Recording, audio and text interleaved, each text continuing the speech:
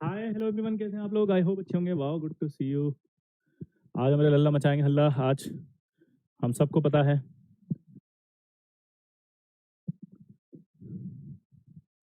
आज हम सबको पता है कि नया चैप्टर हम स्टार्ट करने वाले हैं जिसका नाम है कोऑर्डिनेशन केमिस्ट्री। आप अपने सारे दोस्तों को, फ्रेंड्स को ये बोल सकते हैं कि भाई नया चैप्टर है, केमिकल बॉन्डिंग का एक भी पार्ट इसके अंदर इन्वॉल्व नहीं होगा। क्या बोला, जल्दी बताओ, जल्दी बोलो।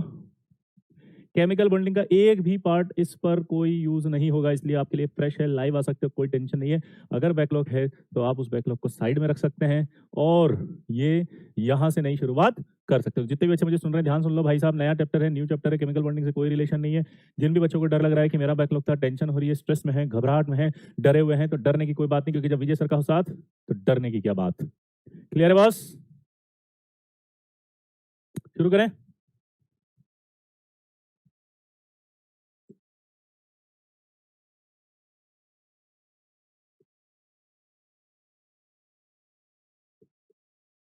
इन इनऑर्गेनिक केमिस्ट्री जो कंपाउंड्स हैं वो डिवाइडेड इनटू 3 पार्ट्स।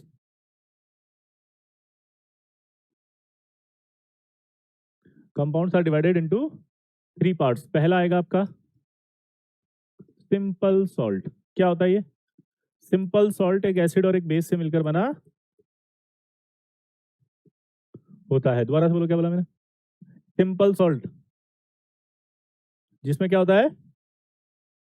जिसको कोई भी सलाह देनी हो, मेरी रिक्वेस्ट है कि लास्ट के 5 मिनट में सलाह दे, वरना वो सलाह के चक्कर में यहाँ पे उसकी डांट भी पड़ सकती है। जो भी मैंने बोला है वो लास्ट में, अगर आपसे रिक्वेस्ट है कि पूछेंगे तो सब हो जाएगा। अब देखो कैसे नमूने पे, मतलब क्या ही बोलूं मैं, क्या नाम है इसका? प्रतिष्ठा Mishra, Prashant Mishra sir. Ionization energy नहीं पढ़ाया। आयनाइज एनर्जी किस टॉपिक में आता है बेटा? पीरियोडिक टेबल में। पीरियोडिक टेबल में आयनाइज एनर्जी की सीक्वेंस क्या होती है? जब हम पीरियोडिक टेबल खत्म करते हैं तो पीरियोडिक प्रॉपर्टीज एक टॉपिक आता है। उस टॉपिक में 4 पॉइंट आते हैं। पहला एटॉमिक रेडिया आएगा, दूसरा आयनाइजेशन एनर्जी आएगा, तीसरा आपका इलेक्ट्रॉन गेन एंथैल्पी या उसको इलेक्ट्रॉन एफिनिटी भी बोलते हैं वो आएगा, चौथा इलेक्ट्रॉन नेगेटिविटी आएगा। ठीक है, तो मैंने पढ़ा दिया है, आप पीरियोडिक में जाके देखो, केमिकल बॉन्डिंग में नहीं आता है आयनाइजेशन एनर्जी। ठीक है, और आपसे ईशान रिक्वेस्ट है कि लास्ट के 5 मिनट में अगर आप ये सलाह देंगे तो आपकी सलाह पूरी भी मानी जाएगी और सब अच्छा होगा। ये चैप्टर बेकार हो गया तो सब कचरा हो जाएगा, क्योंकि मैं आपको बता देता हूँ यह चैप्टर सबसे इंपॉर्टेंट है। 4 सवाल इसमें आते हैं, जेई मेंस में भी और जेई एडवांस में भी। क्लियर है? किस में आते हैं? जेई मेंस में भी और जेई एडवांस में भी। Simple salt NaOH plus HCl arrow NaCl plus H2O। दूसरा होता है molecular addition compound.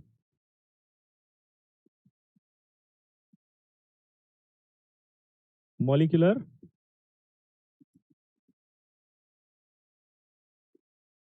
Addition compound, ये क्या बोलता है पता है? व्हेन 2 और more than 2,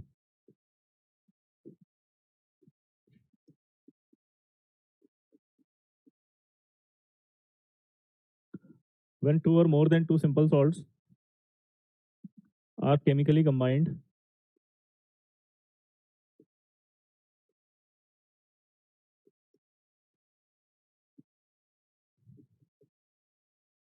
fixed proportion by weight,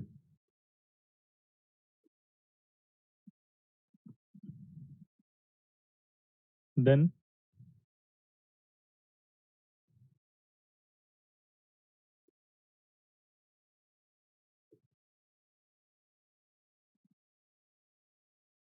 formed compound named as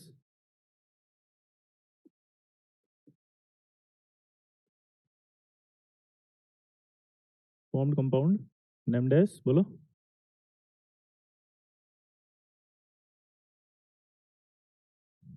molecular addition compound. यानी कि अगर मान लीजिए ये जो सिंपल सॉल्ट दिख रहे हैं ना ऊपर, ये सिंपल सॉल्ट आपके 2 या 2 से ज्यादा, क्या बोला? 2 या 2 से ज्यादा सिंपल सॉल्ट केमिकली कंबाइंड हो जाए, अगर, क्या बोला जल्दी बताओ, केमिकली कंबाइंड अगर हो जाए in a fixed proportion by weight, तो फिर आपके जो बनने वाला कंपाउंड होगा मोलिकुलर एडिशन कंपाउंड होगा। क्लियर है बॉस? सत्यम कुमार जी कोई जरूरत नहीं, अगर आपने पढ़ा हुआ है तो लास्ट ईयर है ना, आप उसकी प्रैक्टिस करो सवालों की, ठीक है।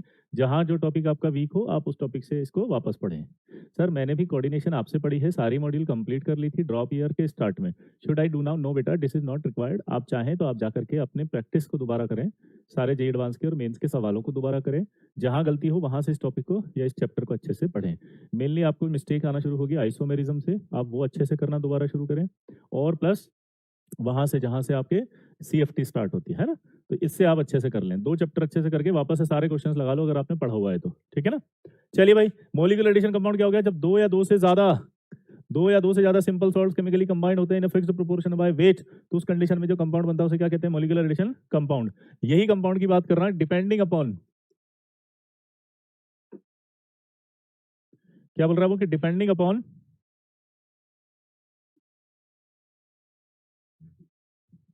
There behaviour in aqueous solution, they are of two types. Depending upon their behavior in aqueous solution, they are of two types. पहला आपका आएगा इसमें डबल सॉल्ट, और दूसरा आएगा इसमें complex compound.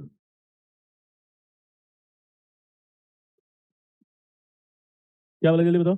Depending upon their behaviour in aqueous solution they are of two types. पहला आएगा डबल सॉल्ट, दूसरा आएगा कॉम्प्लेक्स कंपाउंड। तो अब टोटल 3 हुए कि नहीं हुए? आपको डाउट आ रहा होगा, शुरू में आपने लिखा था इनऑर्गेनिक केमिस्ट्री में 3 पार्ट्स में डिवाइड किया है। तो देखो पहला पार्ट डबल सॉल्ट था, पहला पार्ट सिंपल सॉल्ट था, दूसरा पार्ट डबल सॉल्ट है, तीसरा कॉम्प्लेक्स है। समझ गए? अब हम पढ़ने जा रहे हैं पहला कम डबल सॉल्ट।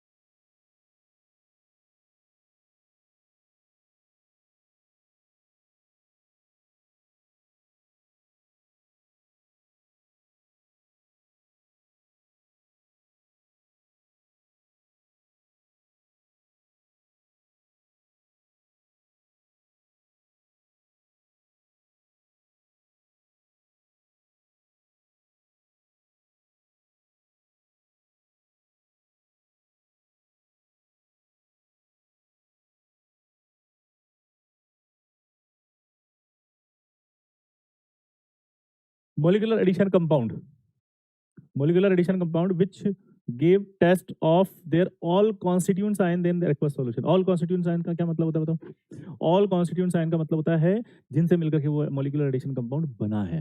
समझ गए? जैसे मान लीजिए एक molecular addition compound में वो बना हुआ है आपका, मान लीजिए K+ से Mg+2 से Cl- से, तो जब उसे पानी में डालें तो वो सारे टेस्ट देना चाहिए आयंस का। वो सारे आयंस का टेस्ट दे तो उसे मोलिकुलर एडिशन कंपाउंड कहेंगे। सारे आयंस का टेस्ट दे तो क्या कहेंगे बताओ? मोलिकुलर एडिशन कंपाउंड कहेंगे। ठीक है, अब जैसे मान लो मेरे हाथ में एक सॉलिड है, ये है, ठीक है, ये सॉलिड कहलाता है अभी मॉलिक्यूलर एडिशन कंपाउंड। तो अपन ने कहा depending upon their behaviour in aqueous solution, तो इस सॉलिड को जब मैं पानी में डाल के डिसॉल्व करूंगा तो ये पूरी तरह से गायब हो जाएगा। ये पूरी तरह से गायब हो गया, पूरी तरह से ये गायब हो गया तो क्या हुआ? दिखना बंद हो गया पानी में। पानी में जब दिखना बंद हो गया तो क्या हुआ? इसकी अपनी आइडेंटिटी लूज करी नहीं करी? तो they lose their own identity, अपनी खुद की आइडेंटिटी लूज करते हैं, but do not lose identity of their constituents ion. यानी अपने कॉन्स्टिट्यूएंट्स आयन की आइडेंटिटी लूज नहीं कर रहे, क्योंकि पानी में सारे आयंस अपना टेस्ट देंगे। तो नोट करो इसको जल्दी।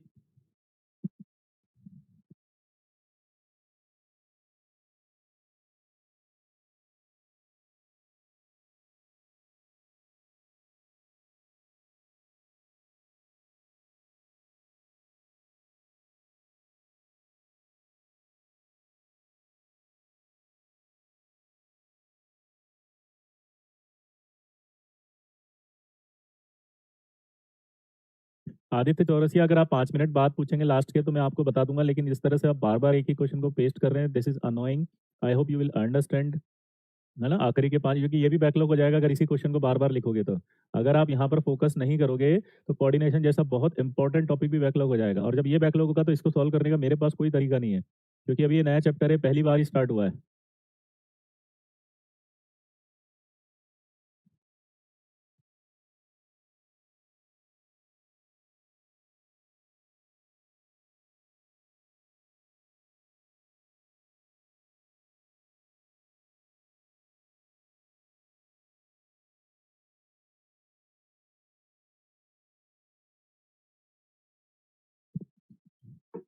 इधर देखो फटाफट। वापस चलेंगे। इनऑर्गेनिक केमिस्ट्री में कितने पार्ट्स में डिवाइड किया जल्दी बताओ? इनऑर्गेनिक केमिस्ट्री में बोलोगे कितने पार्ट्स में डिवाइड किया जल्दी बताओ? 3 पार्ट में। पहला सिंपल सॉल्ट, दूसरा डबल सॉल्ट और तीसरा कॉम्प्लेक्स कंपाउंड। दोबारा बोलो। पहला सिंपल सॉल्ट, दूसरा डबल सॉल्ट, तीसरा कॉम्प्लेक्स कंपाउंड। ये तो क्लियर हो गया भाई सबको? पहला सिंपल सॉल्ट, दूसरा डबल सॉल्ट, तीसरा कॉम्प्लेक्स। क्लियर? अब यहाँ पर जो सिंपल सॉल्ट होता है वो तो पक्का पता है ये किससे बनेगा? एसिड और बेस से मिलकर बना होगा। एसिड और बेस से मिलकर बनेगा तो सॉल्ट बनेगा। अब जो हम डबल सॉल्ट और कॉम्प्लेक्स बोलते हैं वो क्या है, सुनना जरा। जब दो या दो से ज्यादा सिंपल सॉल्ट केमिकली कंबाइंड होते हैं in fixed proportion by weight, यानी रेशियो फिक्स होगा 1:2, 2:2, तो उन्हें मॉलिक्यूलर एडिशन कंपाउंड कहते हैं। अब जैसे पेन है, ये सॉलिड है, ये मेरा मॉलिक्यूलर एडिशन कंपाउंड है। इसको पानी में अगर डाल दिया और डिसॉल्व किया और ये घुल गया पानी में, तो ये घुलते गायब हो गया ना सॉलिड। तो सॉलिड अगर गायब हो गया तो क्या ये अपनी आइडेंटिटी लूज कर रहा है? तो ये अपनी आइडेंटिटी लूज नहीं कर रहा है, देखो ध्यान से। ये अपनी आइडेंटिटी लूज कर रहा है, लेकिन जब ये पूरा पानी में घुल गया तो ये अपने आयंस का तो टेस्ट देगा ना। अगर ये अपने आयंस का टेस्ट दे रहा है और अपनी आइडेंटिटी लूज कर रहा है तो ये डबल सॉल्ट है। ठीक है? कैसे? इसके एग्जांपल्स हम देखेंगे अभी। जैसे मान लो KCl है, MgCl2 है, 6H2 है, इसको कूल कर दिया। ठीक है? अगर इसको कूल कर दिया तो कूल करने पर क्या हुआ? ये KCl है डॉट MgCl2 है डॉट 6H2 है। ये आपका कार्नेलाइट कहलाता है। इसको जब पानी में डालते हैं, यानी कि एक्वस सॉल्यूशन में डालते हैं, तो K प्लस Mg+2 3Cl- और ये बनेगा। तो देखो, जब ये दोनों को मिला करके हमने कूल किया तो ये बना एक, और ये हमारे पास एक सॉलिड बना, दिस इज द कार्नेलाइट। और ये अगर पानी में डाल दिया और ये पूरा डिसॉल्व हो गया, तो क्या ये डिसॉल्व होने पर अपना K+Mg+2 और Cl- को टेस्ट देगा? हाँ। पहला डाउट, कॉन्स्टिट्यूएंट आयन का मतलब क्या होता है? जिनसे मिलकर के ये सॉलिड बना है। कॉन्स्टिट्यूएंट आयन का क्या मतलब है बताओ? जिनसे मिलकर के ये सॉलिड बना है उसे कॉन्स्टिट्यूएंट आयन कहा जाता है। तो कॉन्स्टिट्यूएंट आयन का टेस्ट दे रहा है, क्योंकि सारे आयन्स आगे फ्री हो गए। ठीक है? तो एग्जाम्पल याद करना पड़ेगा आपको। इसी तरह से ये वाला दूसरा मोर सॉल्ट होता है।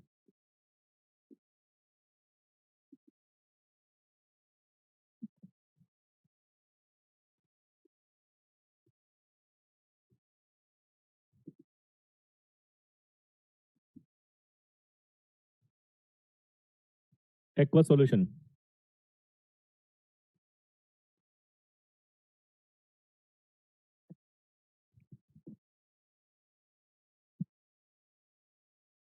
ये भी डबल डबल सॉल्ट हो गया, क्योंकि सारे आयंस का टेस्ट दे रहा है।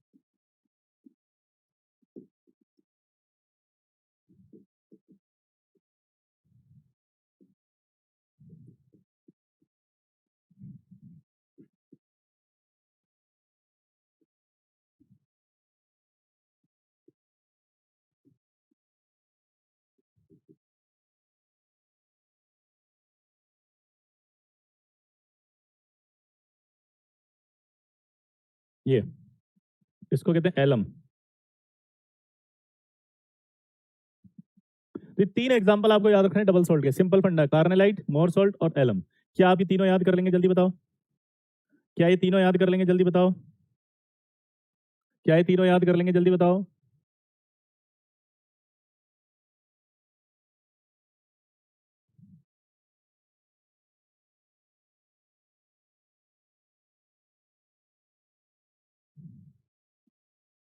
तीनों याद कर लेंगे? बताओ।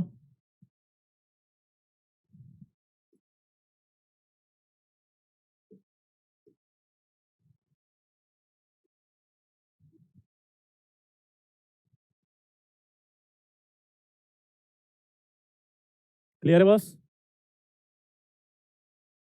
ठीक है ना, नोट हो गया? चलिए, complex compound.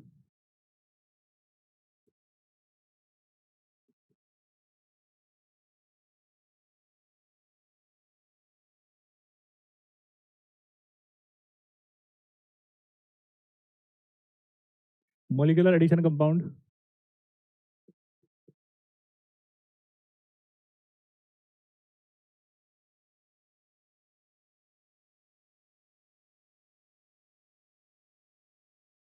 molecular addition compound which do not give test of their all constituents ion, test of their all constituents ion in their aqueous solution,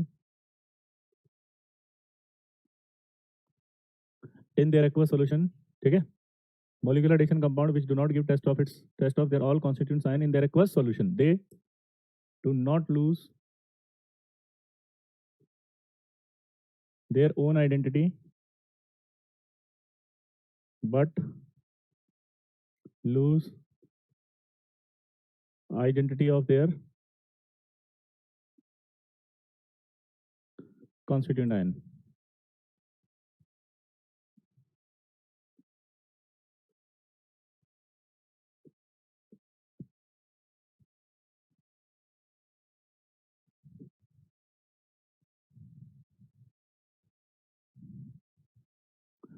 four KCN plus FeCN whole to cool arrow, ये बन गया।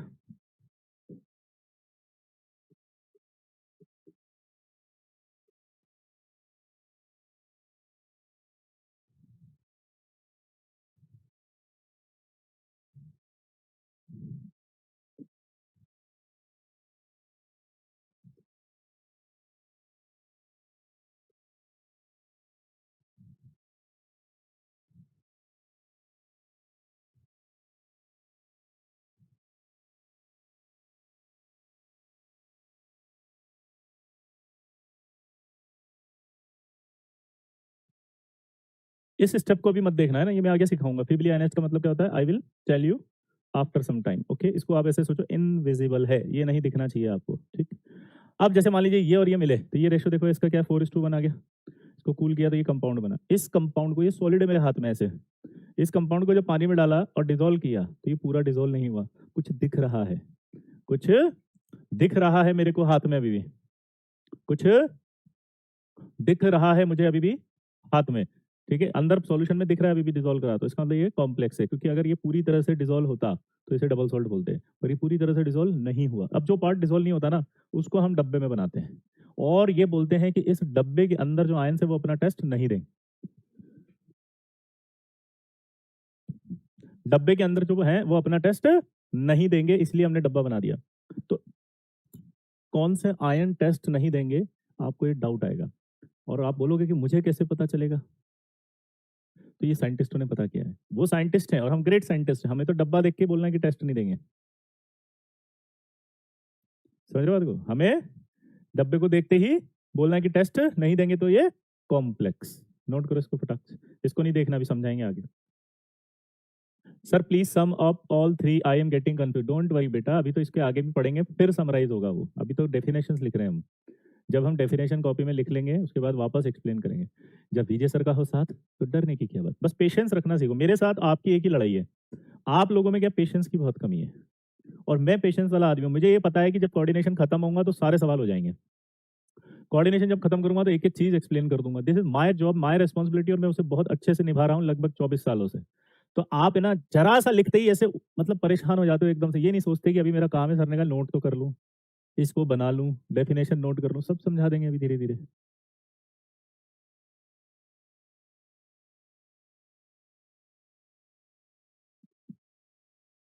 सारा समझाएंगे, अभी identity वाला भी और बाकी है, इसमें 2 डेफिनेशन और बाकी, फिर समझेंगे। वन शॉट से क्या है, तो दोबारा करना चाहिए, क्योंकि वन शॉट से आपके कॉन्सेप्ट क्लियर नहीं होंगे। आप इस चीज को भूल जाते हैं कि सवाल करना आना चाहिए बेटा, चैप्टर खत्म होने से कुछ नहीं होता, ठीक है। आगे बढ़ो। अब depending upon their degree of dissociation, क्या बोला उसने,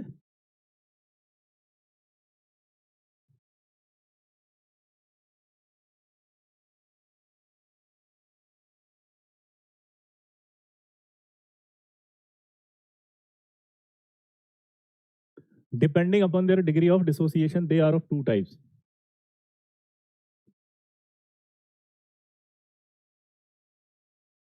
पहला आएगा परफेक्ट कॉम्प्लेक्स,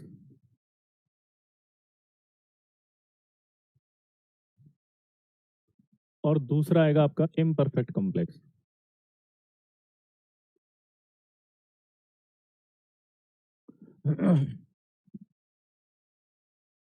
पहला है परफेक्ट कॉम्प्लेक्स और दूसरा है इम्परफेक्ट कॉम्प्लेक्स। पहली डेफिनेशन पढ़ेंगे हम परफेक्ट कॉम्प्लेक्स की। अभी आप कुछ मत पूछो, डेफिनेशन लिखना है तो फिर कनेक्ट करूंगा आपस में। परफेक्ट कॉम्प्लेक्स क्या हो सकता है बताओ?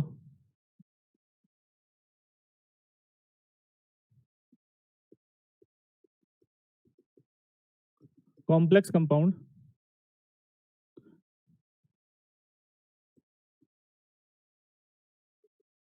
Do not give test of their all constituent ions in their aqueous solution due to their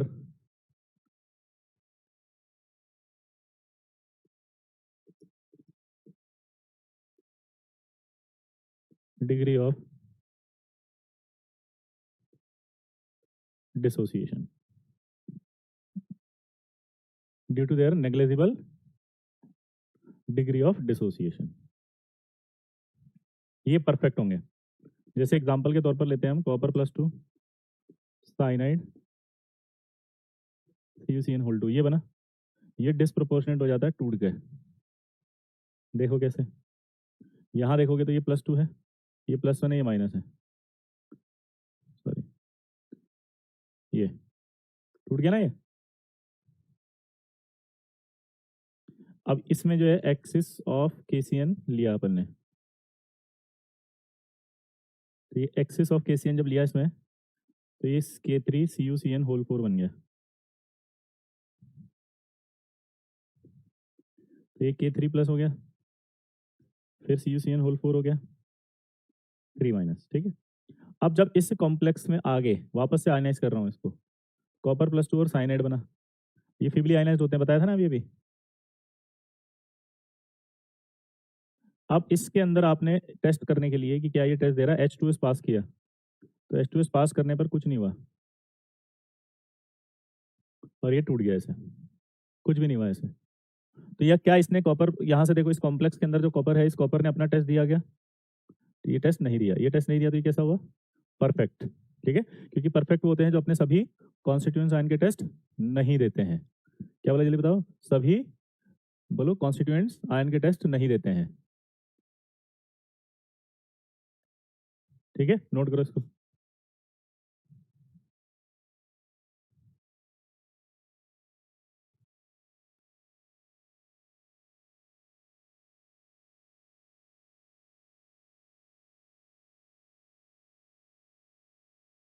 feebly का मतलब लो आयनाइज लिख लेना, फीबली को ब्रैकेट में लिख लो लो आयनाइज्ड।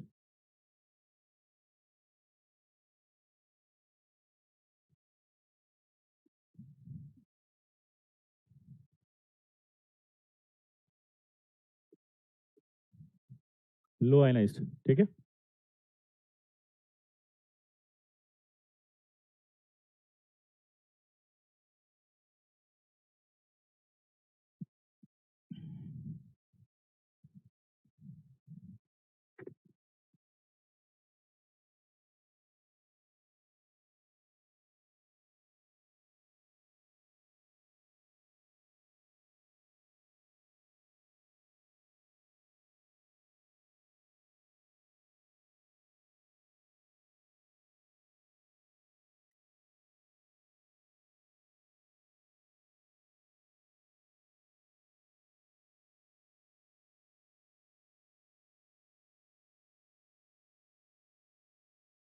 ये -3 चार्ज, सॉरी ये माइनस आएगा ना यहाँ, ठीक है, -3 चार्ज है ये। दूसरा आएगा imperfect,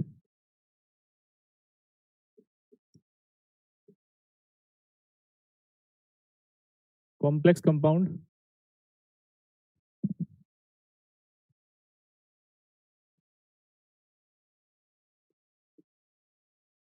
which may give test of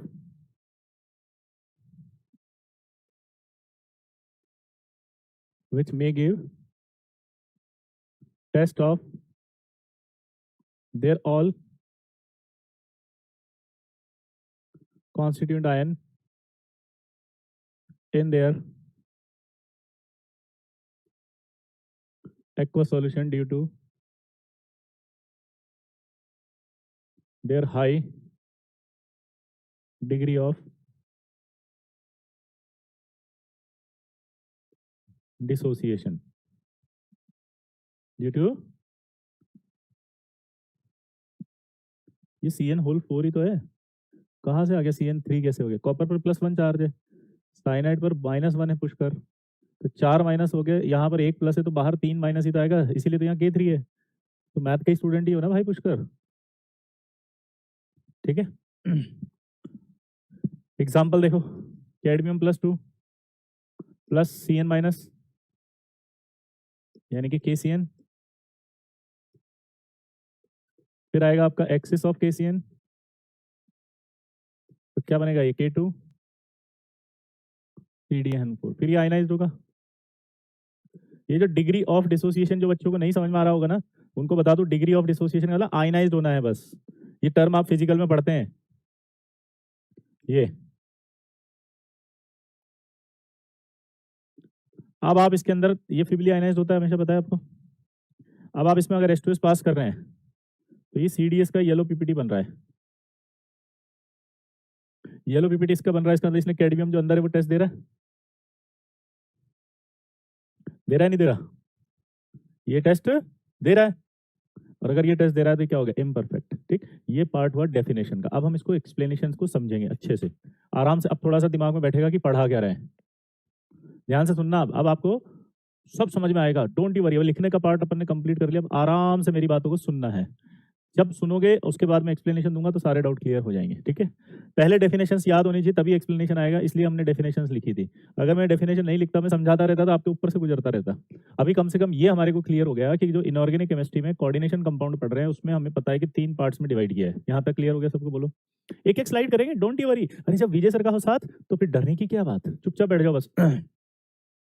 यहाँ तक क्लियर हो गया कि भाई इनऑर्गेनिक केमिस्ट्री में जितने भी कंपाउंड्स हैं 3 हिस्सों में डिवाइड किया गया। जल्दी बोलो, नाम भी याद हो गया। पहला सिंपल सॉल्ट हो गया। अब जब सिंपल सॉल्ट होता है तो वो एसिड और बेस से मिलकर बनता है, ऐसे। यहाँ तक क्लियर है? ये Na+ जो है और Cl- जो है, इससे NaCl बना है। इस तरह के आयंस को कहते हैं कॉन्स्टिट्यूएंट्स आयन, यानी वह आयन जिनसे मिलकर के सॉल्ट बना है उन्हें क्या कहेंगे? Constituents ion. जल्दी बोलो, क्या बोला मैंने? जिनसे मिलकर के हमारा सॉल्ट बना होता है वो कहलाते हैं कॉन्स्टिट्यूएंट्स आयन। सिंपल हो गया? सिंपल हो गया यहाँ तक? अब डबल सॉल्ट क्या होते हैं वो समझते हैं। उससे पहले मॉलिक्यूलर एडिशन कंपाउंड क्या होते हैं वो समझो। जब 2 या 2 से ज्यादा सिंपल सॉल्ट केमिकली यानी रिएक्शन करेंगे, केमिकली वर्ड का मतलब क्या है? रिएक्शन करेंगे in a fixed proportion by weight, यानी रेशियो फिक्स होगा, जैसे 1:2, 2:1, 1:4 ऐसे, तो उन्हें कहेंगे मॉलिक्यूलर एडिशन कंपाउंड। यानी कि जब वो मिले तो हम एक सॉलिड बनेगा, ऐसा। तो ये मॉलिक्यूलर एडिशन कंपाउंड बन गया। इसको देखो, मेरे हाथ में एज्यूम करो कि सॉलिड है, मैंने उसे पानी में डाल दिया और डिसोल्व किया। अब एज्यूम करो, आप देखो सॉलिड नहीं दिख रहा, तो मेरे को सॉलिड नहीं दिख रहा होगा तो इसका मतलब क्या होगा? वो पूरा डिसोल्व हो गया। अगर वो पूरा ही डिसोल्व हो गया तो इतना तो दिमाग की बत्ती जली कि ये पूरा ही गायब हो गया, यानी सॉल्युबल हो गया, तो इसके सारे आयन फ्री हो गए। पानी में आयन टेस्ट देगा नहीं देगा, इसका तरीका होता है ऊपर से एक रिएजेंट डाल के चेक करते हैं अंदर। आपने ये पढ़ा होगा बचपन में कि ऊपर से कुछ रिएजेंट जाता है अंदर, वो रिएजेंट आपका बताता है कि टेस्ट आया कि नहीं आया। तो ये सारे आयन अगर फ्री हो गए तो ये सब अपना टेस्ट देंगे। तो ऐसा मॉलिक्यूलर एडिशन कंपाउंड जो अपनी आइडेंटिटी लूज कर रहा है, पहले दिख रहा था पानी में डाल के नहीं दिख रहा था, यानी अब नहीं दिख रहा, अपनी आइडेंटिटी लूज कर दी। पर अपने कॉन्स्टिट्यूएंट्स आयन की आइडेंटिटी को नहीं लूज कर रहा, यानी उसके सारे आयन टेस्ट दे रहे हैं। जब वो अकेले थे तब भी दे रहे थे, यहाँ देखो, और अब भी दे रहे हैं। तो यानी ये है डबल सॉल्ट, ये है डबल सॉल्ट, ये है डबल सॉल्ट, जो पानी में डालने पर पूरी तरह से आयनाइज हो जाएंगे और दिखाई नहीं देंगे, लेकिन उनके सारे आयंस अपना टेस्ट देंगे। समझ के बाद यहां तक क्लियर हो गया सबको? डबल सॉल्ट तक कोई डाउट है? डबल सॉल्ट है कोई डाउट? यहां तक कोई डाउट है? डबल सॉल्ट सिंपल हुआ नहीं हुआ? ये सब पानी में डालने पर सारे सॉलिड गायब हो जाएंगे, पर इनके जो आयंस होंगे वो सब अपना टेस्ट देंगे। जल्दी बोलो।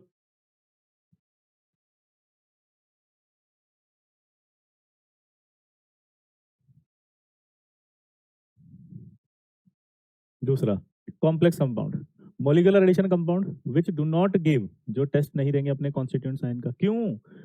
क्योंकि उनका बोलो, आइडेंटिटी लूज नहीं होता है, वो अपने कॉन्स्टिट्यूएंट साइन की आइडेंटिटी लूज करते हैं। इसका मतलब समझे, ये मैंने बनाया इसको 1:4 है, ये 4 है, ये 1 है, तो 4:1 लिया, कूल कर दिया, एक सॉलिड बन गया। मेरे हाथ में एक सॉलिड है, जब मैंने इसको पानी में डाला और डिसॉल्व करने की कोशिश करी तो डिसॉल्व नहीं हुआ। ध्यान से समझो आप, नहीं तो कंफ्यूज हो जाओगे।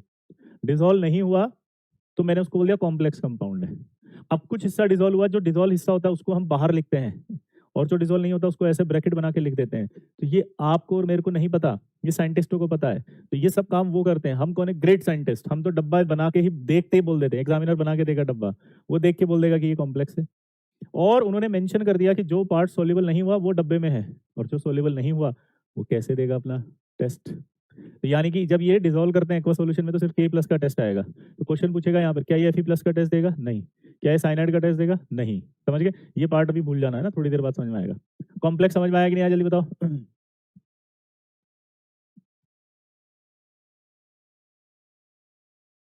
सर KCl MgCl2 ही होगा बेटा कार्नालाइट में, है ना गोलू? कहाँ पर Cl3 बोल रहे हैं? ये Mg के साथ तो 2 ही आता है ना? गलत हुआ बेटा गोलू। यहाँ तक समझ में आया कि ये जो ब्रैकेट देखते हैं इसमें से ये आयन अपना टेस्ट देगा, ये आयन अपना टेस्ट नहीं देंगे। और ये आयन टेस्ट क्यों नहीं दे रहे? क्योंकि वो सॉलिड पड़ा हुआ है अंदर। क्लियर? तो ये किसका एग्जाम्पल हो गया अभी? कॉम्प्लेक्स का। अब यहां से कंफ्यूजन अभी क्रिएट होंगे। पहला, depending upon their degree of dissociation. अब यहां पर देखो, अभी मैंने लिखा था फीबली आयनाइज्ड, यानी कि ये पार्ट भी थोड़ा सा आयनाइज होता है। दोबारा से बोलो, ये जो कॉम्प्लेक्स दिख रहा है ये पार्ट भी थोड़ा सा आयनाइज्ड होगा अभी, है ना? थोड़ा सा अगर आयनाइज्ड होगा तो उसी बेसिस पर, depending upon their degree of dissociation, dissociation की डिग्री यानी कितना डिग्री, यानी कितना ज्यादा डिसोसिएट हो सकता है। दोबारा से बोलो, depending upon degree of dissociation. यहां तक क्लियर है बॉस? यानी कि इस कॉम्प्लेक्स का इधर आना, ये क्या कहलाएगा? Depending upon degree of dissociation. तो दिमाग लगाओ, अगर ये ज्यादा आयनाइज हो रहा है, इधर इधर इधर जाने की कोशिश करेगा तो इसके टेस्ट देने की टेंडेंसी बढ़ेगी, और अगर ये इधर से इधर कम आएगा तो टेस्ट देने की टेंडेंसी घटेगी। यहां तक समझ में आया कि नहीं आया?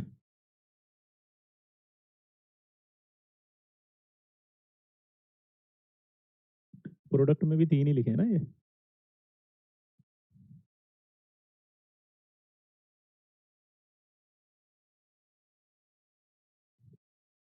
तो वो कह रहा है कि यार परफेक्ट और इम्परफेक्ट दो हिस्सों में बांट दिया हमने कॉम्प्लेक्स को। परफेक्ट में कह रहा है कि कॉम्प्लेक्स कंपाउंड है जो which do not give test of their all constituents ion, यानी कि ऐसे कॉम्प्लेक्स कंपाउंड जो अपने सभी कॉन्स्टिट्यूएंट्स आयन के टेस्ट नहीं देते हैं। ऐसे कॉम्प्लेक्स कंपाउंड जो अपने सभी कॉन्स्टिट्यूएंट्स आयन के टेस्ट नहीं देते हैं उन्हें क्या कहते हैं? Perfect complex. अब इसको थोड़ा समझेंगे हम कि क्या हुआ। यहां पर मजेदार बात क्या है, देखना ध्यान से, कि Copper+2 जो है जब वो साइनाइड से रिएक्ट करता है तो यहाँ एक मजेदार बात ये होती है कि ये एक अच्छा ऑक्सीडाइजिंग एजेंट है, ये अच्छा एक रिड्यूसिंग एजेंट है। तो जब ये CuCN2 बनता है तो यहाँ ये 2+ है, ये माइनस है, ये आपस में ही क्या करते हैं? रेडॉक्स। और रेडॉक्स करके क्या कर रहे हैं वो देखो, इसको नहीं बनने दे रही, थोड़ी देर के लिए बनेगा और ये रेडॉक्स हो गया, इसका रिड्यूस। देखो ये +2 से +1 में आ चुका है, और ये माइनस से 0 में जा चुका है। तो ऐसा नहीं लग रहा इसका हुआ रिडक्शन, इसका हुआ ऑक्सीडेशन। ये क्या हुआ? रिडक्शन। ये क्या हुआ? ऑक्सीडेशन। अब आप सोचो क्या हुआ इसमें, अगर मैं एक्सिस में KCN डालूंगा तो एक्सिस में जो KCN डलेगा तो कॉम्प्लेक्स तो +1 से बना ना, क्योंकि बीच में एक स्टेप हुई है रेडॉक्स। वो क्यों है उसका एक रीजन बताता हूं, कि साइनाइड जो होता है इज अ स्यूडो हेलोजन, और साइनाइड स्यूडो हेलोजन है, इसका मतलब समझते हो? हेलोजन की तरह बिहेव करेगी बट हेलोजन नहीं है। दोबारा सुनना, स्यूडो का मतलब क्या है? हेलोजन है पर हेलोजन की तरह रिएक्ट नहीं करेगी। ये डिस्प्रोपोर्शनेशन नहीं है, ये इंट्रा रेडॉक्स रिएक्शन है। इंट्रा रेडॉक्स का मतलब होता है एक ही मॉलिक्यूल में रेडॉक्स हो जाना, लेकिन देखो आप दोनों अलग अलग हैं आयंस। डिस्प्रोपोर्शनेशन में क्या होता है? एक ही एलिमेंट का ऑक्सीडेशन और रिडक्शन, तो इसे इंट्रा रेडॉक्स बोल देंगे, इसलिए फाइनल प्रोडक्ट ये है। तो कॉम्प्लेक्स ये वाला बनाएगा। तो ये वाला जब बनाएगा तो क्या आएगा यहाँ? K3CuCN4, क्योंकि ये +1 है, साइनाइड पर -4 है, तो मैथ आती है आपको, 4 माइनस होगा तो यहाँ -3 जाएगा, तो ये 3 आ गया इधर। तो ये कॉम्प्लेक्स बनेगा। बहुत इंपॉर्टेंट है, क्वेश्चन पूछता है कि Copper+2 जब साइनाइड आयन से रिएक्ट करेगा एक्सिस में तो कौन सा कॉम्प्लेक्स बनेगा? ये वाला, ये आता है एडवांस में। आप ध्यान से देख लो, Copper+2 साइनाइड से रिएक्ट करेगा तो Copper+1 वाला कॉम्प्लेक्स बनेगा, क्योंकि बीच में ये स्टेप होंगी। समझ गए? सर KCN ही क्यों लिया? क्योंकि एक साइनाइड से ही रिएक्शन चल रही है ना KCN से, इसीलिए KCN ही चल रहा है अभी। 2 सवाल बनते हैं कि KCN से नॉर्मल रिएक्शन हो तो डिस्प्रोपोर्शनेशन होके ये बनेगा, और अगर KCN एक्सिस में हो तो ये कॉम्प्लेक्स बनेगा। ठीक है? Cyanide is a pseudo halogen. Pseudo halogen का मतलब क्या होता है? जो हेलोजन की तरह बिहेव करती हैं।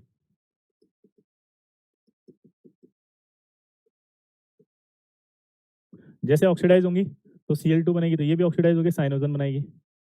Ag के साथ इनका व्हाइट पीपीटी होता है, तो ये भी आपका Ag CN व्हाइट पीपीटी बनाएगा। देखो आप कॉपी कर रहा नहीं कर रहे हैं, कॉपी कैट। ये सॉल्युबल होगा, तो ये देखो कॉपी कैट, इसका ही सॉल्युबल होगा। देखो कितना चालू है, कॉपी कर रहा है बे। इसका कॉम्प्लेक्स अगर CuCl होल 4 3 माइनस बनेगा, तो इसका भी CuCN होल 4 माइनस 3 ही बनेगा। समझ में आ रहा है कुछ कुछ? ये तो cyanide is a pseudo halogen, और ये अच्छे रिड्यूसिंग एजेंट होते हैं। आपको पता है I minus is a good reducing agent, तो ये भी अच्छा रिड्यूसिंग एजेंट हो गया। तो आपसे पूछेगा cyanide is a most common pseudo halogen, तो साइनाइड क्या होगा? मोस्ट कॉमन स्यूडो हेलोजन है। साइनाइड क्या है? मोस्ट कॉमन स्यूडो हेलोजन है। साइनाइड क्या है बताओ? Most common pseudo halogen, most common pseudo halogen, इसलिए ये रिड्यूस करेगा इसको, इसलिए रिएक्शन में ये बनेगा। ये बहुत फेमस क्वेश्चन है कि यहाँ +1 बन रहा है क्योंकि इंट्राडॉक्स हो रहा है बीच में। ये स्टेप याद रखना कि इसको रिड्यूस कर रहा है साइनाइड, ठीक है, कॉपर को ही सिर्फ। अब आएगा डबल सोल्ट, सॉरी पर इम्परफेक्ट। इम्परफेक्ट क्या कह रहा है? देखो, complex compound which may give test of their all constituents ion in their aqueous solution. यानी कि इम्परफेक्ट वो है जो अपने सभी कॉन्स्टिट्यूएंट्स आयन का टेस्ट दे सकता है। क्यों दे सकता है? वो कह रहे हैं देयर, बोलो, हाई डिग्री ऑफ डिसोसिएशन। मतलब ये डब्बा ज्यादा अगर इधर आना शुरू हो जाए तो टेस्ट दे सकता है। समझ गए? अब मेरा डाउट यहां से स्टार्ट हुआ कि सर अगर इम्परफेक्ट अपने सभी कॉन्स्टिट्यूएंट के टेस्ट दे सकता है तो फिर डबल सॉल्ट है, और अगर वो डबल सॉल्ट है तो उसे इम्परफेक्ट में क्यों रख रहे हैं? और अगर वो सभी आयन का टेस्ट दे रहा है तो फिर वो कॉम्प्लेक्स क्यों है? क्योंकि कॉम्प्लेक्स में तो आपने लिखा था कि सभी कॉन्स्टिट्यूएंट का टेस्ट नहीं देता।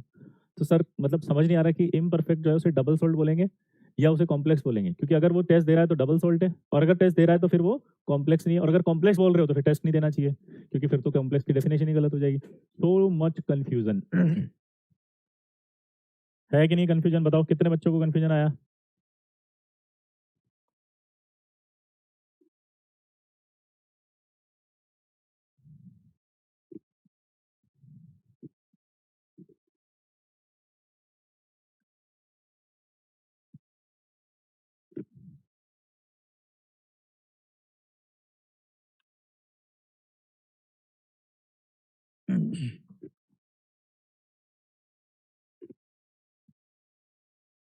तो इसका रीजन अभी समझ में आएगा। देखो, इसके लिए सबसे पहले हमें कुछ समझना पड़ेगा। एक वर्ड होता है KSP।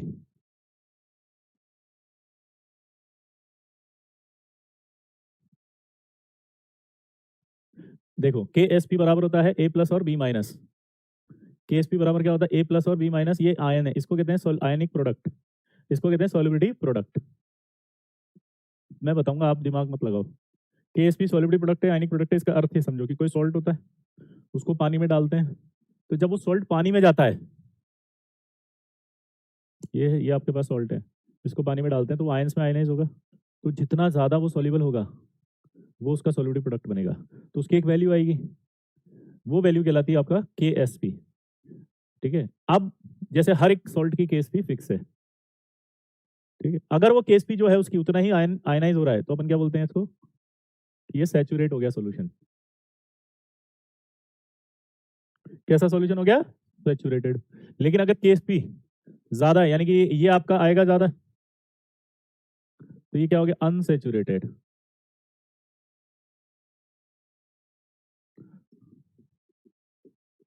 और अगर ये ज्यादा आ गया तो ये क्या होगा? Super saturated.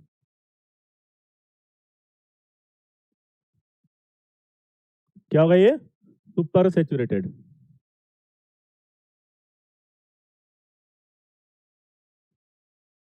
ये तीन कंडीशन समझ में आई?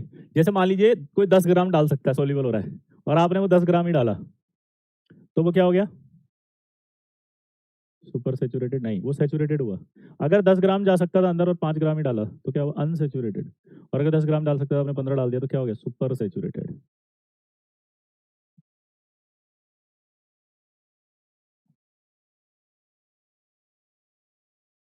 यहाँ तक क्लियर है सबको?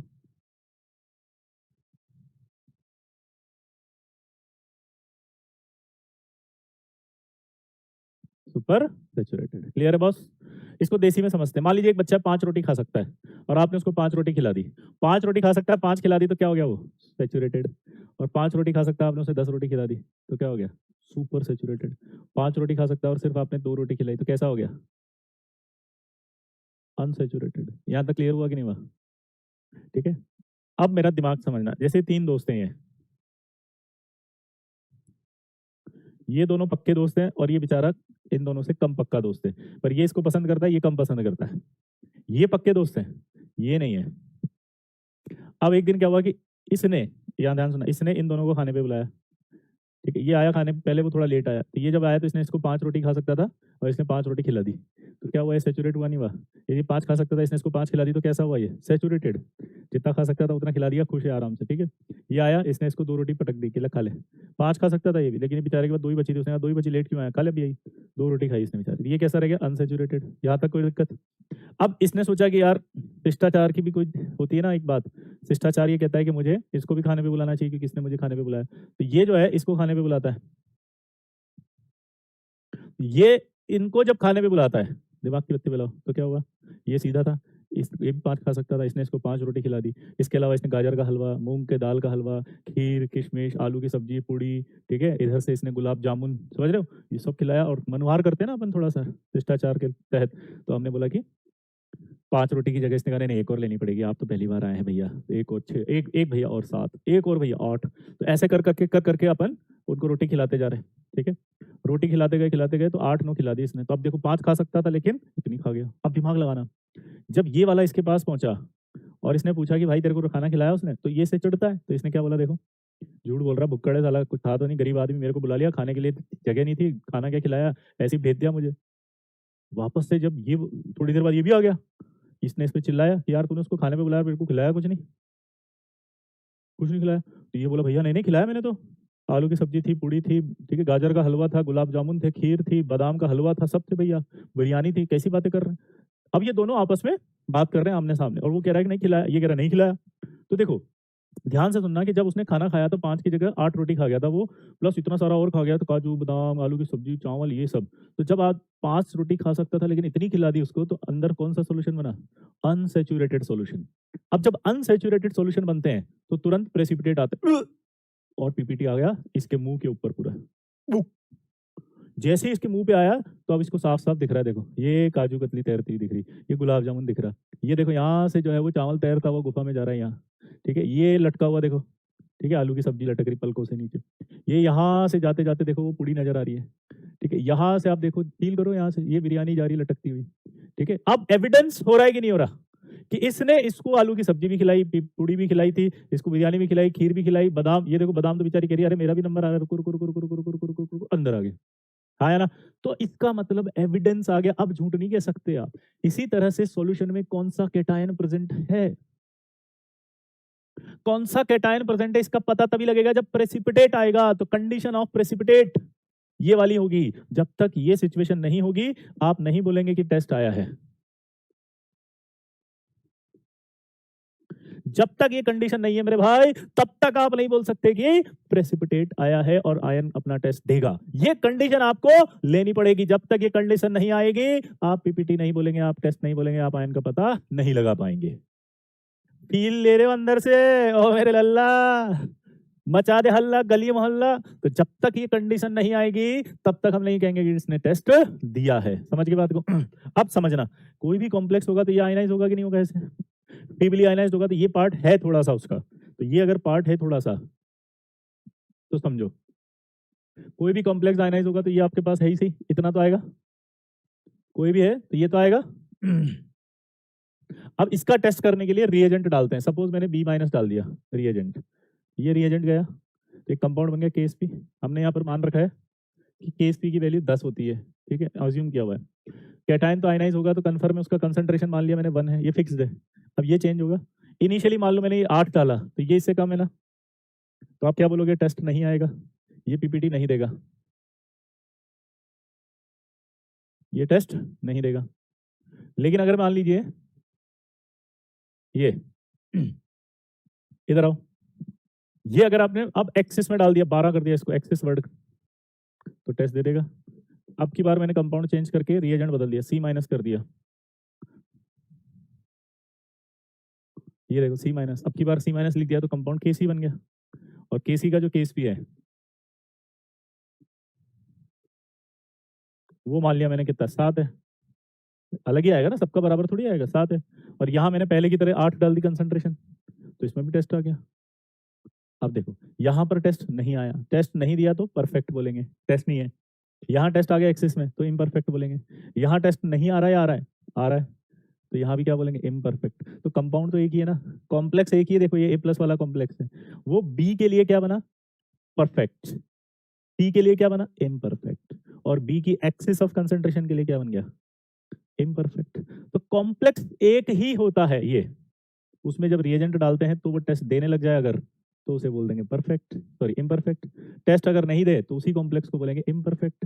यानी कि किसी एक कॉम्प्लेक्स को देख करके आप यह नहीं बोल सकते कि वो कॉम्प्लेक्स परफेक्ट है या इम्परफेक्ट है, उसके लिए आपको रिएजेंट डालना पड़ेगा। रिएजेंट डालने के बाद अगर वो कॉम्प्लेक्स उसके लिए टेस्ट दे देता है तो उस कॉम्प्लेक्स को उस रिएजेंट के रिस्पेक्ट में क्या बोलेंगे, परफेक्ट, सॉरी इम्परफेक्ट। और टेस्ट नहीं देता तो उस कॉम्प्लेक्स को उस रिएजेंट के रिस्पेक्ट में क्या बोलेंगे, इम्परफेक्ट। समझिए, बट वो है कॉम्प्लेक्स ही, वो डबल सोल्ट नहीं हो सकता, क्योंकि वो जब डाला गया तो वो पूरी तरह से आयनाइज नहीं हुआ था। अगर वो पूरी तरह से आयनाइज होता तभी वो डबल सोल्ट हो पाता। समझ गए बात को। तो वो जब पहली बार पानी में डाला तो पूरी तरह से आयनाइज नहीं हुआ, उसका कुछ हिस्सा अभी भी दिख रहा है। तो जब वो दिख रहा है आपको सॉलिड पानी में दिख रहा है तो वो पक्का का कॉम्प्लेक्स है। अब वही कॉम्प्लेक्स में जब रिएजेंट डाल रहे हैं तो टेस्ट देने पर उसका नाम बढ़ रहा है परफेक्ट, इम्परफेक्ट। टेस्ट नहीं देने पर उसका नाम बढ़ रहा है इम्परफेक्ट। टेस्ट नहीं देने पर परफेक्ट, टेस्ट देने पर इम्परफेक्ट। तो आप गारंटी से शार्पली नहीं बोल सकते किसी को देख के कि ये कॉम्प्लेक्स जो दिखा वो परफेक्ट होगा या इम्परफेक्ट होगा, तो वो कुछ भी हो सकता है, बट वो है कॉम्प्लेक्स, वो डबल सोल्ट नहीं हो सकता क्योंकि वो पूरी तरह से आयनाइज नहीं हुआ है। अब एक खास बात सुनो कि जब वो कॉम्प्लेक्स आयनाइज्ड अगर ज्यादा होगा तभी तो उसके चांसेस होंगे टेस्ट देने के। वो डब्बा जो मैंने बनाया था और फीबली आयनाइज लिखा था, फीबली का मतलब क्या मिला था, लो आयोनाइज्ड। तो जब वो इधर से इधर गया और अगर वो कम गया तो उसके टेस्ट देने के चांस कम होंगे, और अगर वो थोड़ा ज्यादा आएगा आयनाइज होके तो थोड़े चांस ज्यादा होंगे। तो डेफिनेशन बनेगी नहीं बनेगी कि ऐसा कॉम्प्लेक्स जिसका डिग्री ऑफ डिसोसिएशन नेग्लेजिबल है, यानी कि वो इधर से इधर आ ही नहीं रहा, तो उसके परफेक्ट होने के चांस बहुत ज्यादा है। और ऐसा कॉम्प्लेक्स जिसका वो फीबली आयनाइज हो रहा था वो थोड़ा ज्यादा होने लग जाए इधर, तो उसके चांस ज्यादा होंगे टेस्ट देने के, तो इम्परफेक्ट होगा। तो डेफिनेशन क्या बनी, ऐसा कॉम्प्लेक्स जो डिग्री ऑफ डिसोसिएशन नेग्लेजिबल रखता है उसे क्या कहेंगे, परफेक्ट। और ऐसा जिसमें थोड़ा सा डिग्री ऑफ डिसोसिएशन हाई होता है उसे क्या कहेंगे, इम्परफेक्ट, क्योंकि वो इधर से इधर आएगा तो उसकी टेस्ट देने की टेंडेंसी बढ़ सकती है, और परफेक्ट में टेंडेंसी कम रहेगी क्योंकि वो इधर से इधर कम आया है, फिर भी वो दे सकता है। तो डेफिनेशन कैसे बनाई समझ में आया।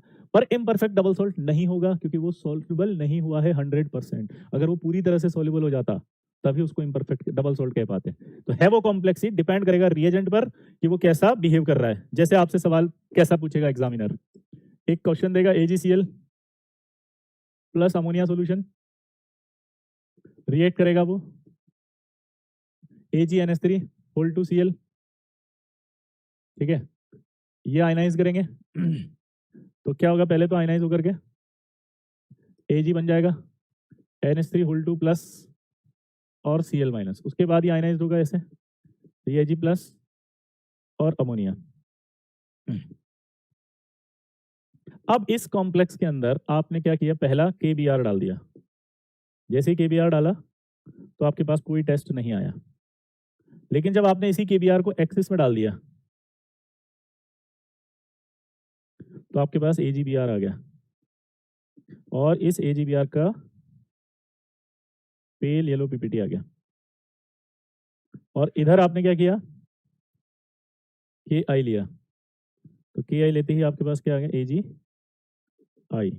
और AgI का क्या आ गया, पेल, सॉरी इसका क्या आ गया, येलो पीपीटी आ गया। Yellow precipitate. अब ये सब देगा एग्जामिनर इतना सारा, ये सब देने के बाद आपसे एक प्रश्न पूछा जाएगा कि ये जो कॉम्प्लेक्स आपको दिखाई दिया, ये कॉम्प्लेक्स इस केबीआर के रेस्पेक्ट में कैसा है? ये जो कॉम्प्लेक्स आपको दिखाई दिया, ये इस केबीआर के रेस्पेक्ट में कैसा है? तो आप क्या बोलोगे? अरे टेस्ट तो नहीं दे रहा, परफेक्ट। ये आपका देखेंगे तो एक्सिस ऑफ केबीआर के रेस्पेक्ट में कैसा हो गया? अब टेस्ट दिया उसने, दिख रहा है ना, तो आप बोलोगे इम्परफेक्ट। ये अगर आप देखोगे आई माइनस के साथ रिएक्ट करके तो कैसा दिख रहा है? टेस्ट दिया, हाँ दिया, इम्परफेक्ट। यानी कॉम्प्लेक्स तो एक ही है, वो इसके लिए क्या बना? परफेक्ट। उसके लिए क्या बना? इम्परफेक्ट। और इसी रिएजेंट की एक्सिस कंसंट्रेशन के लिए इम्परफेक्ट। इस तरह से बस आपको कुछ नहीं करना है, इतनी सारी डेफिनेशन जो बताई गई, समझाया गया, उसमें कुछ नहीं समझना था। ये देगा ऐसे लिख करके, इसको देख करके आंसर देना है, बस देख करके। कंसेप्ट अगर समझ में आ गया तो देख तो सकते हो ना भाई, कंसेप्ट अगर समझ में आ गया तो देख के आंसर तो दे सकते हो मेरे लल्ला। अरे ऐसे मचाएगा तो जीवन में हल्ला, इतना भी नहीं देख पा रहा तो कैसे मचेगा हल्ला? अरे गली मोहल्ला, बोलो सिंपल है कि नहीं है? आप बोलो क्या क्या डाउट आ रहे थे उस समय, परेशान हो रहे थे फालतू में?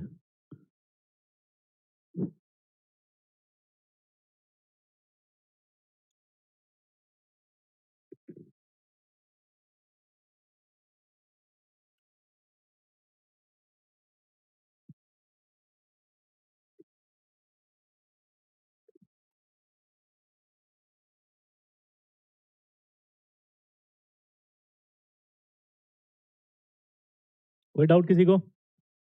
पूछो। टाइप्स ऑफ रिएक्शन सॉल्ट में आएगी आदित्य, पूरा सॉल्ट एनालिसिस है वो, है ना? पीपीटी वाला एक बार और एक्सप्लेन कर दो। क्या एक्सप्लेन करूं इसमें? ये याद होना चाहिए आपको कि भाई पीपीटी की कंडीशन ये होती है, यानी कि ये ज्यादा होनी चाहिए तभी जाके पीपीटी आएगा, वरना नहीं आएगा।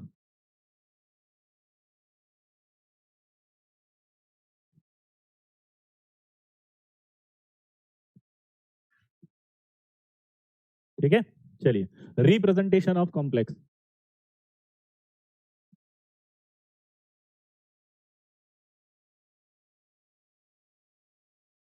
जैसे ये एम है, एल है, एक्स है, यहाँ पर ये प्लस हो सकता है या माइनस हो सकता है। ठीक है, ये डब्बा जो होता है इसको कहते हैं कोऑर्डिनेशन स्फीयर।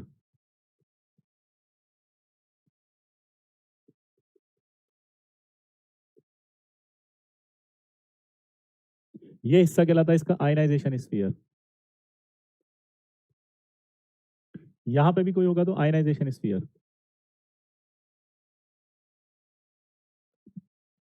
ठीक है, और ये जो एम होगा वो मेटल कैटायन होगा, और एटम हो सकता है। ठीक है, एल को एक लाइन बोलेंगे हम लिगेंड। क्या बोलेंगे? लिगेंड। यहाँ पर लिगेंड एक तरह से क्या होता है? लुईस बेस, अभी बताऊंगा कैसे। और ये होता है लुईस एसिड, अभी बताऊंगा कैसे। एक्स यहाँ पर क्या होगा? हमेशा नंबर ऑफ आयंस। एन यहाँ पर क्या होगा? Charge on complex. कोई डाउट कि सर डेल्टा सिग्मा और पाई से कमजोर? बेटा कोई बात नहीं ना, अगर आप दे रखा है तो उसको सही कर लो, है ना अर्नव? सर ज्यादा होगा तभी कंपाउंड वोमिट करेगा, हाँ बिल्कुल, और तभी प्रेसिपिटेट आएगा। Very good. पीपीटी वाले परफेक्ट होंगे? नहीं, पीपीटी जो दे रहे हैं वो इम्परफेक्ट होंगे। कैसे कॉन्सेप्ट समझते हो आप? गोबलिन जो प्रेसिपिटेट दे रहे हैं वो तो इम्परफेक्ट हुए ना, क्योंकि दिख रहे हैं, वो तो टेस्ट आ गया। सर अगर डबल ऑर्गेनिक कंपाउंड रहा तो वो होगा डबल सोल्ट। देखो अगर वो सारे ऑर्गेनिक कंपाउंड जो होते हैं ना उनकी सॉल्विटी अलग होती है होगी। आप जो सॉल्विटी की बात कर रहे हो, देखो ध्यान से सुनना, एक होती है आयनिक सॉल्विटी, एक होती है मॉलिक्यूलर सॉल्विटी। मॉलिक्यूलर सॉल्विटी में आयंस नहीं आते हैं, और जो आयंस नहीं आएंगे तो केस भी नहीं निकलेगा। तो हम जो बात कर रहे हैं वो किसकी? आयनिक सॉल्विटी की बात कर रहे हैं। आयनिक सॉल्विटी में आयंस आएंगे तो हमने जो पढ़ा है वो आयनिक कंपाउंड के लिए पढ़ा है, जिसमें कैटायन और एनायन बनेगा। तो आप जिसकी बात कर रहे होगी वो कौन सी सॉल्विटी है? मॉलिक्यूलर सॉल्विटी, वो नहीं होगी। सर डाउट था, bond length order of H2 and He plus. H में 0.5 आएगा अभिषेक, और H2 का 1 आएगा, तो बॉन्ड ऑर्डर ज्यादा किसका हुआ? H2 का, तो बॉन्ड लेंथ कम हो गई H2 की। HEH प्लस है वो, है ना, तो 0.5 आ गया, है ना। मॉलिक्यूलर ऑर्बिटल डायग्राम बनाने की जरूरत ही नहीं, total number of electron count कर लो ना HEH के। कुछ में डांट खाने वाले काम है अब। ये इतना सिंपल पढ़ाने के बाद भी इनको ये नहीं समझ में आया कि इलेक्ट्रॉन काउंट कर लेते हैं। इसमें कितने इलेक्ट्रॉन थे? 2। इसमें 2 और 1 कितने हो गए? 3, क्योंकि 2 इसके हो गए 3। इसका डायग्राम नहीं बना सकते तुम 3 इलेक्ट्रॉन का? ये लो, 2 यहाँ भर दिया, 1 यहाँ भर दिया, बॉन्ड ऑर्डर निकालना नहीं आ रहा तुम्हें 3 से, 2 माइनस 1 करेंगे तो 0.5 आ गया। इसका बॉन्ड ऑर्डर अभी बताया था कि 1 है, तो बॉन्ड ऑर्डर ज्यादा होता है तो बॉन्ड लेंथ क्या हो जाती है? कम। फैल जाते हो जरा सा कुछ देखते नहीं हो तो। कॉन्सेप्ट सिखा रहेगा, फैल गया बस, ये एच देखा तो फैल गया एकदम। इसको समझाया था मैंने कि भाई इलेक्ट्रॉन काउंट करो और यहाँ भर लो, ये आ गया 0.5, बॉन्ड ऑर्डर कम है, बॉन्ड लेंथ ज्यादा होगी, इसकी ज्यादा आ जाएगी। क्या बताना था इसमें अभिषेक? पता ये क्यों फैला? एच ये क्या होता है, ऐसे कैसे आ गया? एच तो छोटा होता है, एच ही तो बड़ा होता है, एच ही तो एग्जिस्ट ही नहीं करेगा। तेरे हिसाब से थ्योरी क्यों बनाई मैंने? तुझे इतना सिंपल बताया था कि टोटल इलेक्ट्रॉन काउंट करके इसमें भर लो, बॉन्ड लेंथ से ही देखेंगे हमेशा। क्लियर हो गया यहाँ तक? चलिए, अब इसकी बात चल रही थी, ये सवाल हो गया भाई, नोट कर लेना इसको एमओटी वाले भैया। मिटा दूं? वापस इधर आएंगे अब।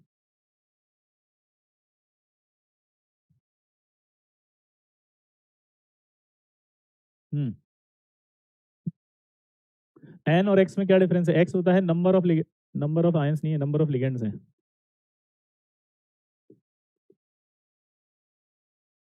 ये नंबर ऑफ लिगेंड्स है और ये चार्ज ऑन कॉम्प्लेक्स है।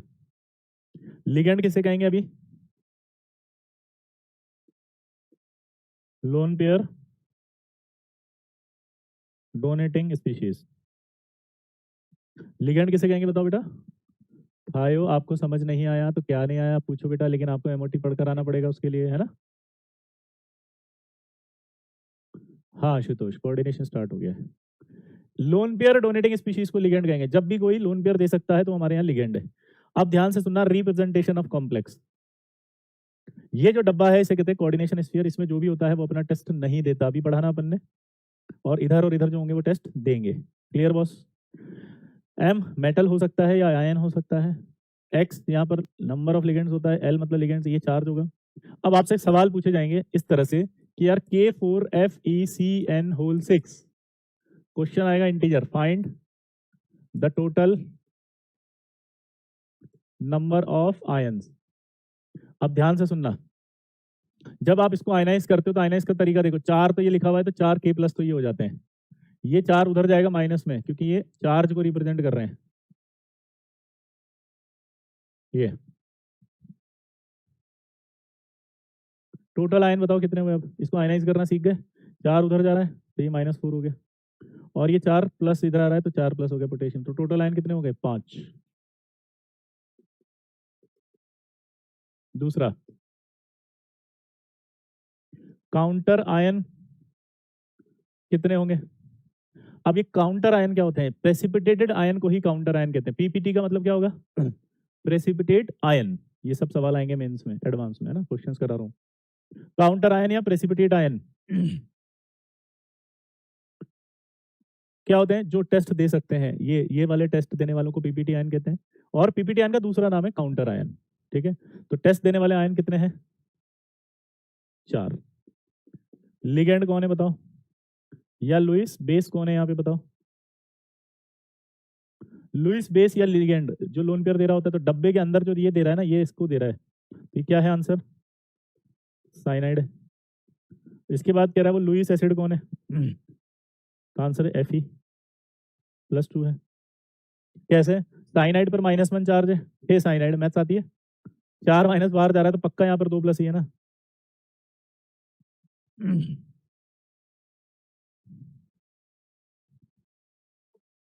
हाँ या ना?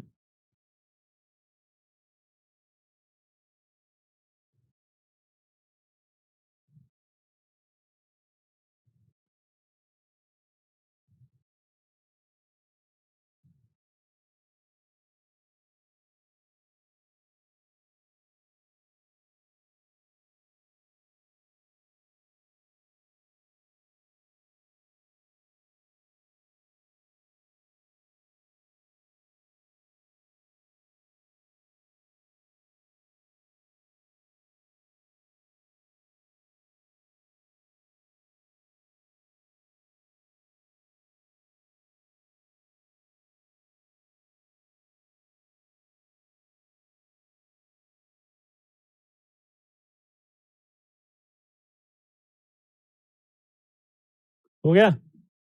टोटल आयन कैसे हुए बेटा? ये 4 तो पोटेशियम है और एक इसको डब्बे को कहते हैं, इसको कहते हैं सिंपल आयन, ये कहलाता है कॉम्प्लेक्स आयन। ये क्या वर्ड होते हैं, इसको कैसे बोलते हैं हम? Simple ion. और डब्बे के ऊपर चार्ज है तो कॉम्प्लेक्स आयन। काउंटर आयन क्या होते हैं बताओ? प्रेसिपिटेट जो देंगे, तो ये डब्बे वाले तो पीपीटी नहीं देते, इधर वाले देते हैं, तो ये क्या होंगे? PPT ion. चलो इसको दूसरे सवाल से करेंगे। अब आप ही ट्राई करके देखें क्या क्या आपका आंसर आ रहा है। पहला टोटल आयन, दूसरा काउंटर आयन या पीपीटी आयन, तीसरा लिगेंड कौन है या लुईस बेस, चौथा चार्ज ऑन कॉम्प्लेक्स कितना है, पांचवा चार्ज ऑन कैटायन कौन सा है, छठा लुईस एसिड कौन है, सातवां काउंटर आयन कितने हैं? लिख दिया ना ये तो। 6 आंसर बताओ। Total ion, counter ion, PPT ion, Lewis ligand कितने हैं, लुईस बेस कितने हैं, चार्ज कॉम्प्लेक्स पे कितना है, चार्ज ऑन कैटायन पर कितना है और लुईस एसिड कितना है। ट्राई करो चलो।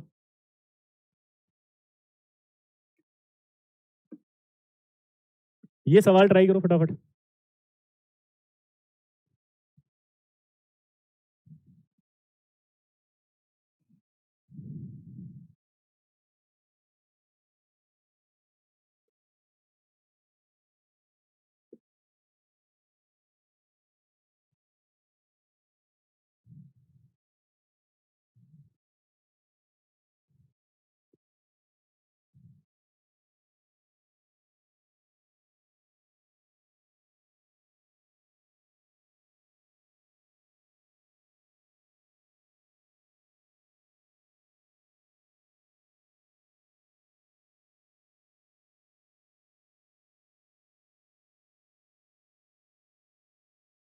हो गया? चलिए देखो, टोटल आयन की बात करते हैं तो बार बार मैं बोल रहा हूँ, जिन बच्चों को नहीं समझ में आ रहा, तीन तो ये है, इसको आयनाइज करेंगे तो कैसे आएगा ये CONH3 होल 6 और ये 3Cl माइनस है। ये -3 अगर यहाँ आएगा तो कन्फर्म में 3 प्लस यहाँ आएगा। और अमोनिया कैसा होता है बताओ, न्यूट्रल, कोई चार्ज है ही नहीं अमोनिया पे। ये 3 प्लस यहाँ है, ये 0 है, तो पक्का कोबाल्ट पर 3 प्लस आएगा। अब टोटल आयन की बात करें तो कितने हो रहे हैं, 3 तो Cl दिख रहे हैं और एक ये कौन सा है, कॉम्प्लेक्स आयन एक, और ये क्या है, सिंपल आयन। तो 3 तो सिंपल है, एक कॉम्प्लेक्स आयन है, तो टोटल आयन 4 हो गए। अमोनिया तो न्यूट्रल होता है ना, क्या चार्ज निकालना है राजेंद्र, अमोनिया न्यूट्रल है। काउंटर आयन कितने हुए, मैंने जो कहा था प्रेसिपिटेट जो देंगे बाहर डब्बे के, वो सब काउंटर आयन है। ये डब्बे के बाहर है काउंटर आयन, तो कितने आएंगे, 3। लिगेंड कितने, लिगेंड कौन है यहाँ पे, लिगेंड जो लोन पेयर दे रहा है अमोनिया। देखो मैं एग्जांपल के तौर पे बता देता हूँ, ये 6 है ना, इसमें बताता हूँ Fe वाले में। तो ये 6 है ना, कैसे देते हैं ये देखना, दे रहा 1 2 3 4 5 6, ये साइनाइड है तो ये अपना लोन पेयर देगा। अपने आप समझ जाओगे जो लोन पेयर दे रहा है,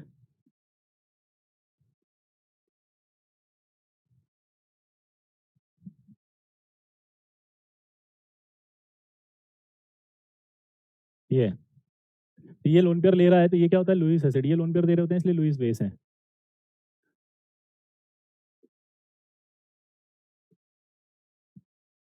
ऐसा होता है ये, समझ गए। चलो बताओ इधर फटाफट आंसर बोलो अगला। चार्ज ऑन कॉम्प्लेक्स 3 प्लस आएगा। चार्ज ऑन कैटायन, कैटायन पर चार्ज कितना है, 3 आएगा। और लुईस एसिड कौन है, लुईस एसिड क्या होता है, जो लोन पेयर लेता है, कोबाल्ट 3। लुईस एसिड अगर नहीं पता तो मैं लिख देता हूँ, लुईस एसिड की डेफिनेशन क्या होती है, लोन पेयर एक्सेप्टिंग स्पीशीज। और जो लुईस बेस है उसकी डेफिनेशन क्या है, lone pair donating species.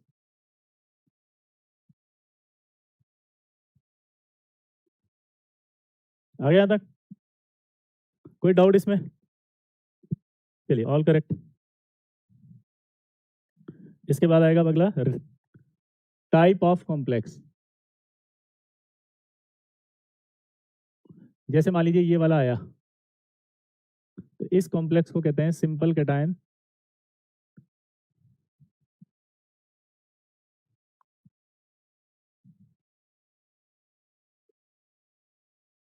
Complex anion, इस टाइप का कॉम्प्लेक्स है।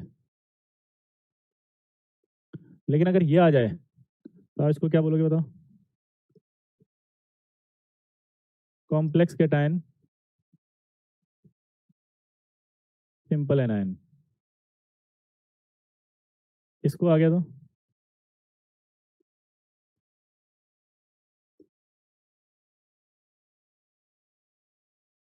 कॉम्प्लेक्स कैटायन, कॉम्प्लेक्स एनायन, और इसको बोल देंगे तो न्यूट्रल कॉम्प्लेक्स।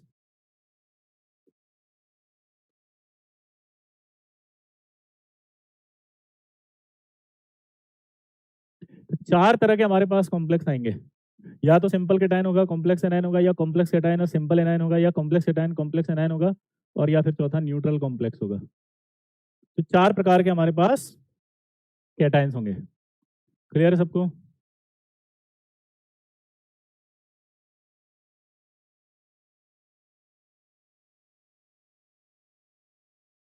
बोलो भाई।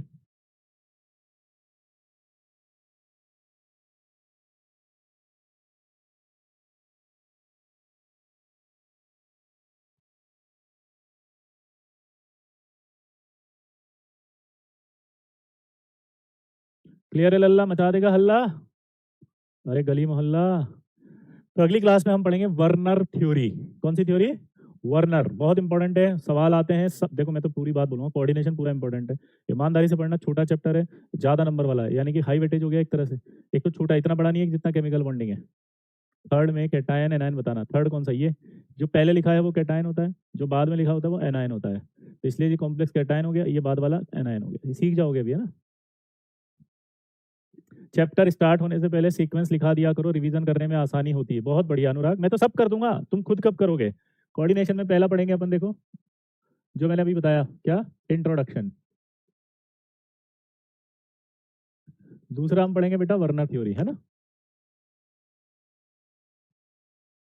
तीसरा पढ़ेंगे हम क्लासिफिकेशन ऑफ लिगेंड। इसके अंदर बहुत सारा आएगा, है ना, क्लासिफिकेशन ऑफ लिगेंड्स में। ठीक है ना? बहुत सारा आएगा, फिर से बोल रहा हूँ, है ना? चौथा फिर आएगा आपका कोऑर्डिनेशन नंबर और EAN। ये सब इंडिपेंडेंट टॉपिक चल रहे हैं ना। पांचवा आएगा आपका IUPAC। छठा आएगा आपका आइसोमेरिज्म।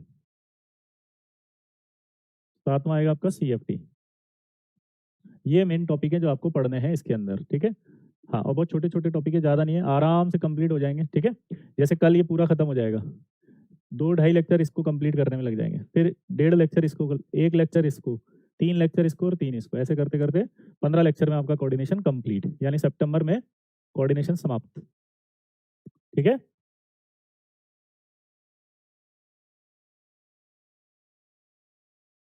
BBT CFT एक ही है ना, इसी में आ जाएगी BBT और CFT, इसीलिए 3 लेक्चर बोले मैंने, है ना? आपको अगर इतना बाप रे ये भी कहोगे कि सर नहीं पढ़ाएंगे, तो ले, हाँ BBT, 8वां CFT। और कोई डाउट? चलिए मिलते हैं, best of luck, thank you very much, I hope आपको अच्छा लगा होगा। बाय, जय हिंद, जय भारत।